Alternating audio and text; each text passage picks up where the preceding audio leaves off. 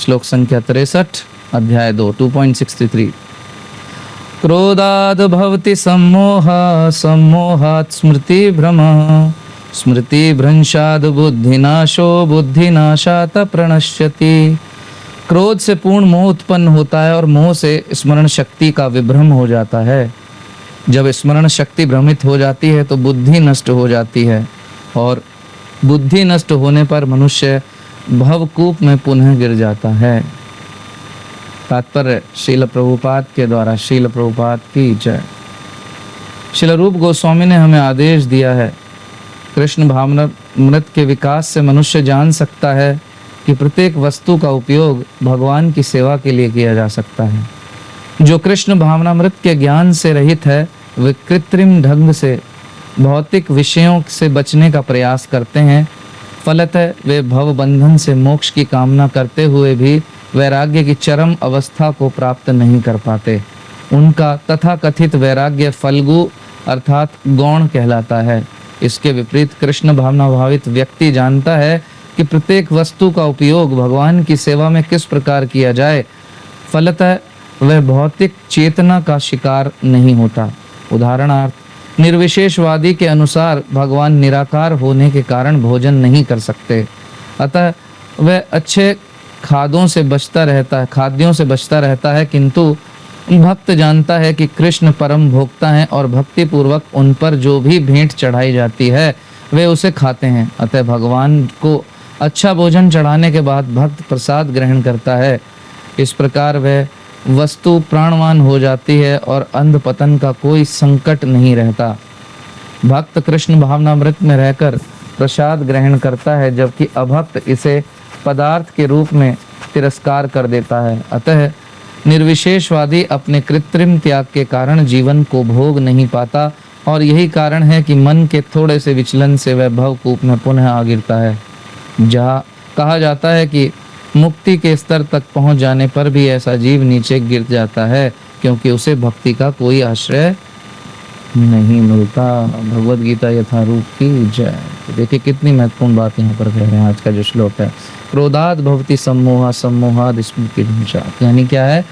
क्रोध, हमने कल बात की थी कि क्रोध आ जाता है व्यक्ति को, और क्रोध आने पर क्या होता है? क्रोध आने पर मोह का जो है मोह की प्राप्ति हो जाती है, मोहित हो जाता है व्यक्ति क्रोध में।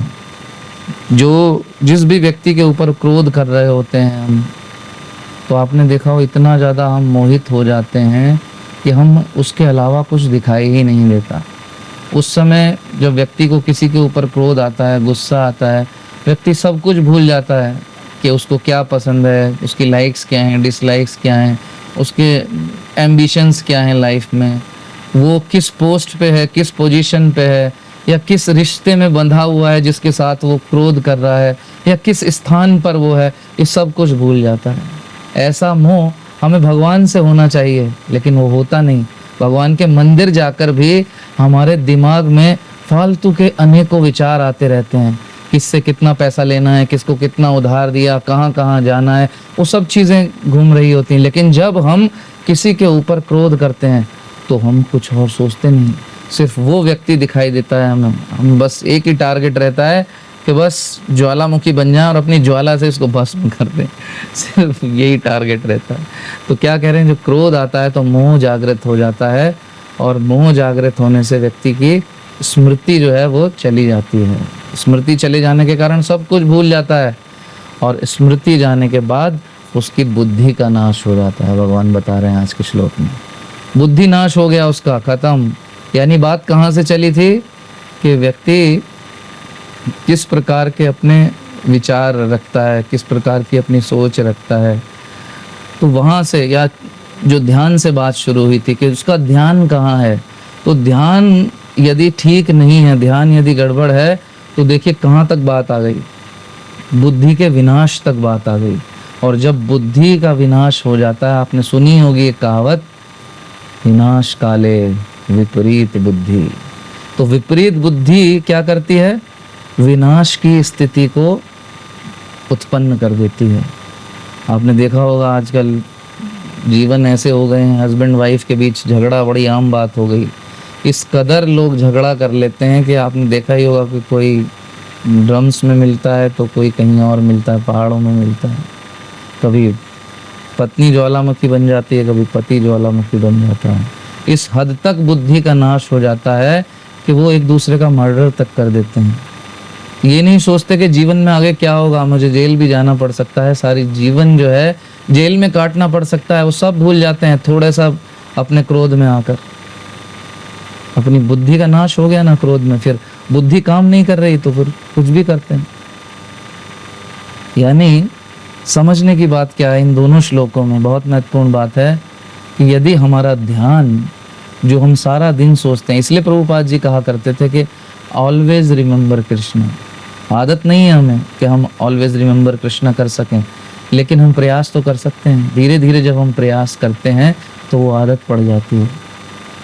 अभ्यासेन तु कौन्तेय वैराग्यं च गृह्यते। जैसे धीरे धीरे अभ्यास से वैराग्य आ जाता है, ऐसे ही धीरे धीरे अभ्यास से कृष्ण की जो स्मृति है या फिर ध्यान है वो हम जागृत कर लेते हैं। ये बहुत समझने की बात है। तो यदि जो व्यक्ति इस आदत को डेवलप कर लेता है कि प्रत्येक क्षण भगवान का स्मरण करे, इसलिए स्मरण महत्वपूर्ण है, तो उसकी बुद्धि सही दिशा में कार्य करती है। और जिसकी बुद्धि सही दिशा में कार्य करती है उसका विनाश नहीं होता। वो सोच समझ कर कदम उठाता है जीवन में, जीवन उसका आनंदमयी रहता है। वहीं इसके विपरीत जो इसका ध्यान गलत है उसकी बुद्धि का नाश हो जाता है, और बुद्धि का नाश होने पर वो विनाश को आमंत्रण देता है। उसका नाश जो है वो हो जाता है। अब इतने सारे उदाहरण हैं आजकल, आप देख ही रहे हैं। तो महत्वपूर्ण क्या है, ध्यान ठीक करना होगा यदि अपनी स्थिति को ठीक करना है। तो हम लोग समझ नहीं पाते कि जीवन में इतना हो क्या रहा है। बहुत लोग कहते हैं मुझे गुस्सा बहुत आता है, तो गुस्सा आने का कारण भगवान यहाँ बता रहे हैं, और उसका उपाय भी है कि ध्यान को सही जगह लगाओ। सारा गुस्सा, आपका क्रोध धीरे धीरे समाप्त होना शुरू हो जाएगा। इसलिए आपने देखा होगा भक्ति में आने के बाद बहुत सारे भक्त ऐसे हैं, पहले क्रोध बहुत करते थे, भक्ति में आए, भगवान की भक्ति करने लगे, धीरे धीरे उनका क्रोध चला जाता है। व्यक्ति ये सोचता है कि ठीक है इसने मेरा बुरा किया, ये मेरा कोई कर्म फल है, क्रोध ही नहीं करता। इसलिए भगवान ने पहले कर्म फल की बात बता दी। वो सोचता है मेरा कर्म फल है, अगर ये व्यक्ति नहीं मेरा ऐसे खराब निंदा करता या मेरा कुछ बुरा करता, तो कोई और करता, कोई और माध्यम बनता, ये तो डाकिया है बस, ये मैसेज तो मेरे ही कर्म फल होगा है। तो उस व्यक्ति को फिर वो क्रोध नहीं करता। तो इसलिए ध्यान भगवान कह रहे हैं बहुत महत्वपूर्ण है। अर्जुन, जो मैं कह रहा हूँ मुझ पर ध्यान लगाओ और युद्ध करो। इसके बाद तात्पर्य हमने पढ़ा, उसमें तात्पर्य में प्रभुपाद जी एक महत्वपूर्ण बात बता रहे हैं। इसमें वैराग्य से संबंधित फल्गु वैराग्य के विषय में श्रील प्रभुपाद ने बताया। तो जो भगवान के साकार रूप को नहीं मानते, जो निराकारवादी हैं, प्रभुपाद जी उनको कह रहे हैं कि वो झूठे वैरागी हैं और सोचते हैं कि भगवान की सेवा की कोई आवश्यकता नहीं है। और एक उदाहरण भी दे रहे हैं कि क्योंकि वो सोचते हैं भगवान का कोई रूप नहीं है, तो भगवान को भोजन जो अर्पित किया जाता है उसकी भी कोई आवश्यकता नहीं है। और ऐसे लोग जो भगवान को भोग लगाते हैं, भगवान को कुछ भोजन अर्पित करते हैं, ये भी मूर्ख हैं। तो यदि आप किसी निराकारवादी व्यक्ति से मिलेंगे तो वो, और उसको आप ऐसी भक्ति की बातें बताएंगे कि हमने भगवान को 56 भोग लगाए, तो वो कहेगा तुम मूर्ख हो। लेकिन भगवान के दृष्टिकोण में और श्रील प्रभुपाद और अन्य आचार्यों के दृष्टिकोण में ऐसा सोचने वाले मूर्ख हैं और झूठे वैरागी हैं वो। तो ऐसे लोग अक्सर आपने देखा होगा, क्या है, उबला हुआ खाएंगे, कहेंगे हम वैरागी हैं, हमें ये नहीं चाहिए, हम धन से दूर रहते हैं, हमें धन की भी आवश्यकता नहीं है, कपड़ों का भी त्याग कर देते हैं, भोजन पानी का त्याग कर देते हैं। प्रभुपाद कहते हैं कोई बुद्धिमानी नहीं है भाई, भूखे रहने से भगवान नहीं मिल रहे हैं। भूखा यदि भगवान के लिए रहा जा रहा है, जैसे हम एकादशी का उपवास रखते हैं, क्योंकि भगवान ने कहा है कि एकादशी के दिन उपवास रखना चाहिए, पांडवों को भी सलाह दी थी, इसलिए एकादशी का उपवास रखना चाहिए। ये नहीं कि हमने सब कुछ त्याग ही दिया, भोजन ही नहीं कर रहे हैं, रूटीन में नहीं कर रहे हैं ना, ये ठीक नहीं है। तो फल्गु वैरागी हुआ वो जो भगवान के लिए त्याग नहीं कर रहा, अपनी मनोवृत्ति के कारण कुछ भी त्याग रहा है और बस ऐसे ही उसका जीवन चल रहा है। जबकि भक्त इसके विपरीत क्या है, कहता है कि मुझे सब कुछ दो, अच्छे से अच्छा भोजन दो, खूब धन दो, भगवान को भोग लगाऊं अच्छे से अच्छा, खूब अच्छे से भगवान को भोग लगाता है और खूब अच्छे से भोजन करता है, भगवान को भी भोजन कराता है और अच्छे से फिर भगवान के उस भोग को प्रसाद रूप में स्वीकार भी करता है। फल्गु वैरागी कहते हैं मुझे नहीं चाहिए, मुझे नहीं चाहिए, और भक्त कहते हैं अच्छे से अच्छा लाओ, अच्छे से अच्छा लाओ। किसके लिए कहते हैं? अपने लिए नहीं कहते, वो कहते हैं भगवान की सेवा के लिए। इसका सबसे बड़ा उदाहरण है श्रील प्रभुपाद। कितने सारे ऐसे संत थे जो ये कहा करते थे मुझे धन नहीं चाहिए, हम तो संत हैं, हम सन्यासी हैं, धन से हमारा क्या लेने देना। ना ना ना ना ना, दूर रखो धन को।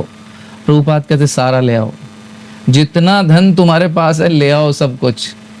अपनी प्रॉपर्टी दे दो, अपने बच्चों को भी मंदिर की सेवा में लगा दो, जो दे सकते हो दे दो। क्यों? मुझे कृष्ण की सेवा करनी है, सब कुछ कृष्ण की सेवा में लगाना है। ये संपूर्ण पृथ्वी फल्गु वैरागी हो गई है, इनको भक्त बनाना है। तो भक्त क्या करता है? सब कुछ भगवान की सेवा में लगा देना चाहता है।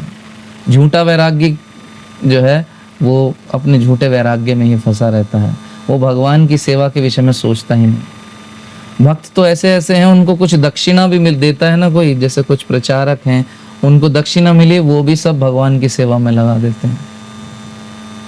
कुछ टेक्नोलॉजी आजकल हम देखते हैं, टेक्नोलॉजी इतनी इम्प्रूव कर रही है, तो उस टेक्नोलॉजी को भी इनफैक्ट भगवान की सेवा में हमें लगा देना चाहिए। एक बार प्रभुपाद से पूछा एक रिपोर्टर ने कि Prabhupada ji what do you think about this technology? Prabhupada ji ने कहा टेक्नोलॉजी इज यूजलेस। और रिपोर्टर जो है वो सोचने लगा ये क्या कह रहे हैं। प्रभुपाद जी से बोला कि अभी तो आप जो है खुद ही इस एरोप्लेन से उड़कर यहाँ पर आ रहे हैं और आप कह रहे हैं कि टेक्नोलॉजी इज यूजलेस, तो फिर आप टेक्नोलॉजी का प्रयोग क्यों कर रहे हैं? प्रभुपाद जी ने कहा yes this technology is useless, लेकिन इस यूजलेस टेक्नोलॉजी को मैं कृष्ण की सेवा में लगाकर यूजफुल बना रहा हूँ। ऐसे ही हमारे पास लैपटॉप्स हैं, मोबाइल्स हैं, ये सब क्या है? एक तरह से यूजलेस ही हैं, लेकिन जब कृष्ण की सेवा में लगते हैं तो ये यूजफुल हो जाते हैं। अगर ये कृष्ण की सेवा में नहीं लगते तो आप देख लीजिए आजकल बच्चों की क्या हालत है। मोबाइल ने जीवन को क्या से क्या बना दिया। क्या थी लाइफ, स्ट्रेस आज कितना बढ़ गया, उसमें इस टेक्नोलॉजी का बहुत काम है। इन गैजेट से जो तरंगे निकलती हैं उनसे हमारी बॉडी को कितना नुकसान हो रहा है। लोगों को, बच्चों को हार्ट अटैक हो रहे हैं, लोग मेंटली डिस्टर्ब हैं, बहुत कुछ है। ये यूजलेस है।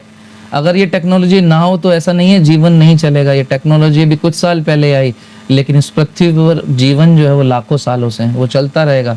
लेकिन फिर भी अगर टेक्नोलॉजी आ ही गई है तो हमें इसका यूज़ कहाँ करना चाहिए? भगवान की सेवा में, तब ये यूज़फुल है। जूम देखिए, जूम बन गया। अगर ये जूम ना हो तो हम लोग ऐसे क्लास नहीं कर सकते, लेकिन अगर कृष्ण के विषय में चर्चा हो रहा है, कृष्ण की सेवा में लग रहा है, तो ये अच्छा है। तो इसको क्या कहते हैं प्रभुपाद? युक्त वैराग्य है। एक फल्गु वैराग्य है और एक है युक्त वैराग्य। फल्गु वैराग्य में व्यक्ति कृष्ण की चिंता नहीं करता, झूठा वैराग्य बना रहता है। लेकिन युक्त वैराग्य में भक्त सब चीजों के बीच में रहकर कृष्ण की सेवा के लिए सब कुछ स्वीकार करता है। जैसे राज ऋषि किया करते थे। वो क्या है, राजा भी होते थे, ऋषि भी होते थे, सारे राज्य का धन जो है एकत्र करते थे, अपने पास धन कमाते थे, लेकिन ऋषि भी होते थे, भगवान की सेवा में लगा दिया करते थे। तो हमें क्या करना है? फल्गु वैराग्य का त्याग करना है और धीरे धीरे युक्त वैराग्य की ओर चलना है। तो धनवान बनना बुरा नहीं यदि कृष्ण की सेवा के लिए बना जाए, यशवान बनना बुरा नहीं यदि कृष्ण की सेवा के लिए बना जाए, ज्ञानवान बनना बुरा नहीं यदि कृष्ण की सेवा में लगाने के लिए बना जाए। तो सब कुछ श्री कृष्ण की सेवा में लगा देना क्या है? बुद्धिमानी है। भगवान भी अर्जुन को यही कह रहे हैं कि अर्जुन अपने फल्गु वैराग्य का त्याग करो और जो कह रहा हूँ वो करो, युद्ध करो। और जब तुम युद्ध करोगे मेरी प्रसन्नता के लिए तो क्या होगा? तुम्हें मोक्ष की प्राप्ति होगी, कोई हानि नहीं होगी निश्चित। तो हमें क्या करना है? जिस प्रकार अर्जुन को भगवान फल्गु वैराग्य का त्याग करने के लिए कह रहे हैं और युक्त वैराग्य का ज्ञान दे रहे हैं, हमें भी अपने जीवन में फल्गु वैराग्य को त्याग कर युक्त वैराग्य को अपनाना होगा। धन कमाएं, कोई परेशानी नहीं है। खूब प्रॉपर्टी बनाएं, कोई परेशानी नहीं है। खूब संतान उत्पन्न करें, कोई परेशानी नहीं है, लेकिन सिर्फ अपने भोग के लिए नहीं, कृष्ण की प्रसन्नता के लिए। धन को कृष्ण की प्रसन्नता के लिए लगाएं। संतान को कृष्ण की सेवा में लगाएं तो फिर ये सब लाभकारी है। अपनी सारी क्षमताओं को कृष्ण की सेवा में लगा देना ही भक्ति है, और जो व्यक्ति ऐसा करता है उसका कल्याण निश्चित है। हरे कृष्ण कृष्ण कृष्ण हरे हरे, हरे राम राम राम हरे हरे। श्रील प्रभुपाद की जय, भगवत गीता यथारूप की जय, सभी उपस्थित भक्तों की जय। निताई गौर प्रेमानंद। हरि हरि बोल। हरे कृष्णा। तो आशा है आप लोग समझ पा रहे होंगे मेरी जो भी लिमिटेड क्षमता है, ज्ञान है, बुद्धि है, उसके अनुसार मैं समझाने का प्रयास कर रहा हूँ। ये बहुत गहन विषय है जो भगवान समझा रहे हैं अर्जुन को। समझाना कठिन है, लेकिन फिर भी जो अपने वरिष्ठों से सुना है उसको आधार बनाकर थोड़ा सा समझाने का प्रयास कर रहे हैं। ये आधा 50% सक्सेस है, लेकिन 50% सक्सेस वहाँ है जब आप उसको गंभीरता से समझने का प्रयास करेंगे। मैं कितना भी प्रयास करूँ, आप प्रयास नहीं करेंगे समझने का, तो फिर मेरा सारा प्रयास फेल हो जाएगा। ठीक है, आशा है आप लोग पूरा ध्यानपूर्वक प्रयास कर रहे हैं चीज़ों को समझने का, रिवाइज भी करते हैं। जो रिवाइज करता है क्लास के बाद प्लीज़ हैंड रेज करें ऐसे। बस 3-4 लोग, बाकी सब करारे पापड़ खा रहे हैं आराम से। ठीक है, कोई बात नहीं, खाते रहो, कोई बात नहीं है। शायद धीरे धीरे कुछ तो पड़ ही रहा है कान में, लेकिन प्रयास करिए सभी लोग, थोड़ा थोड़ा रिवीजन करिए। बहुत महत्वपूर्ण चीज़ है। बिना रिवीजन के तो फिजिक्स, केमिस्ट्री, मैथमेटिक्स भी समझ नहीं आता। ये भगवत ज्ञान कहाँ से समझ में आएगा। ठीक है, एनीवे कल क्लास नहीं हो पाएगी, उसका कारण बता देता हूँ आपको। कल मैं जा रहा हूँ पिक्चर देखने के लिए, थिएटर में मूवी देखने के लिए। अब आप कह रहे हो अरे प्रभु जी पिक्चर जा रहे हो। हाँ, महाअवतार नरसिंह देव भगवान की जय। और कल ये मूवी मैं 2 बार देखने वाला हूँ। पहले सुबह प्रीमियर शो, इस मूवी के जो डायरेक्टर हैं उन्होंने निमंत्रण दिया है विशेष, सुबह PVR साकेत में, और उसके बाद शाम को ग्रेटर नोएडा में भक्तों के साथ। तो 2 बार नरसिंह देव का निकट दर्शन 3D में। आप लोग भी अपने आसपास जो भी सिनेमा घर है वहाँ ज़रूर देखने जाइए मूवी महाअवतार नरसिंह। भगवान नरसिंह की कथाएं हमने सुनी हैं, पढ़ी हैं, लेकिन देखी नहीं है। और देखी भी हैं तो पुरानी मूवीज़ में देखी हैं, जिसमें शेर भी ऐसा लगता है कि हम भी, बच्चे भी नहीं डरते। तो ये बहुत अच्छी मूवी जो है डिज़ाइन की गई है, आप लोग ज़रूर देखिए।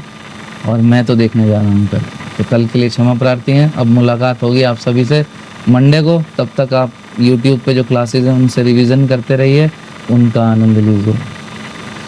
तब तक के लिए हरे कृष्णा। श्रील प्रभुपाद की जय।